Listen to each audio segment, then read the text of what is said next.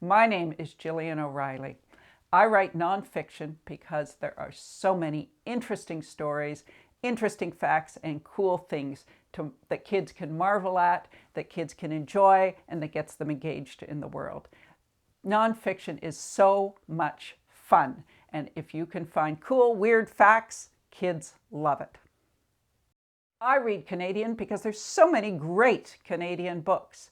Kids from babies to teens can find books written by Canadian authors all across the country telling important stories, telling funny stories, telling history, telling fantasy, telling stories set right on the streets where they live.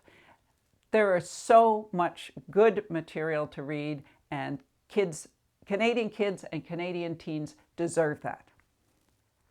I remember the first book I read that was set in the city I lived. It was called The Mystery of the Missing Emerald.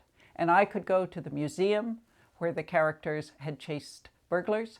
I could go see action taking place on the streets where I walked and in the stores that I visited. It was magic.